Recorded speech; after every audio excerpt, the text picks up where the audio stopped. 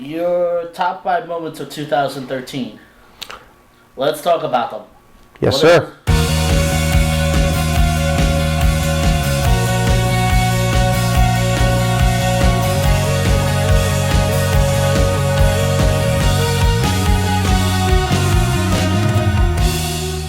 Tell us what number 5 is. So I had to make some tough choices, but I would say number 5. I went to 3 cons this year. I went to Anime Boston, Otakon, and BronyCon. So I would say number 5 would be at BronyCon. Now, despite the fact that most of the con wasn't all that particularly enjoyable for me, a lot of people did enjoy it, but I particularly didn't.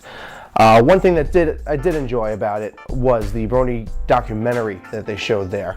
It was in a small, cramped room, but it was a good video, well put together.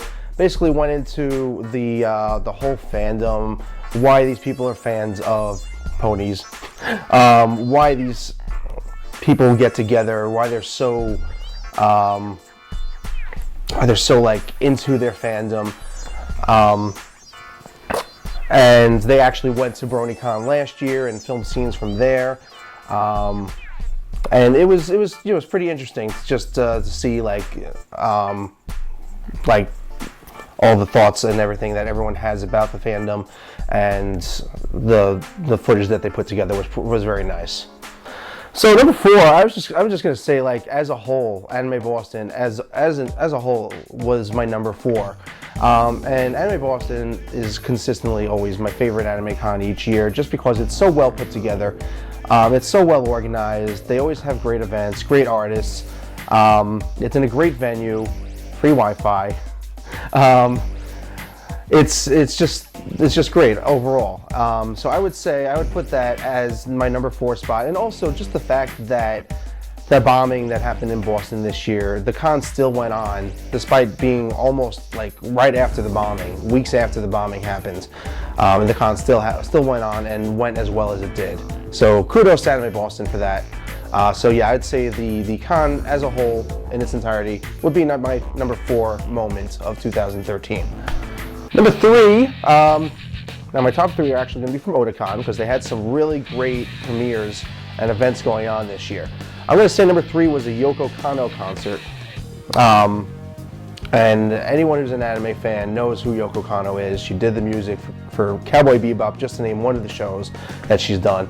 And she put on one hell of a show. Like, she played, of course, all of her fan favorites. She played live and on the piano, on stage, all by herself. The lights were fantastic. They actually, she lifted the piano cover up towards the audience and actually had things projected onto the piano cover and lights on the piano cover. It was really, really creative and really cool what she did. And she even sang a few songs, and it was just beautiful overall. It was really a breathtaking experience, I'd say. Number 2, now one of the premieres that they had at Otakon this year was the rebuild of Evangelion 3.0 movie. This is, as the name implies, the 3rd Evangelion movie since I guess the remake, retelling, reboot, whatever it is. It hasn't really been clearly revealed what it is yet, whether it's a prequel or sequel, whatever. But it was great. It was a great follow-up to the first 2 movies. It takes a very different direction than the TV series took back in 1995, but it's still fantastic and very well done. Great animation, great story. Hideaki Anno still has got it. And then number 1. Now, this is one of my favorite shows. This was a fairly sizable event at Otakon.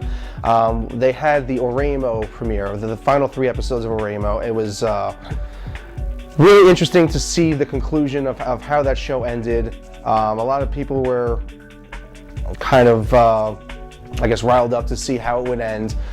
Which girl is he going to choose? So yeah, it's kind of a harem in that sense, but the show as a whole is just, it's not your typical harem. It's very different in a way. It's got great comedy. It's very well made, and the character development just makes it more believable, I'd say. All right, we're done. Good, thank you, John. Yeah, thank you.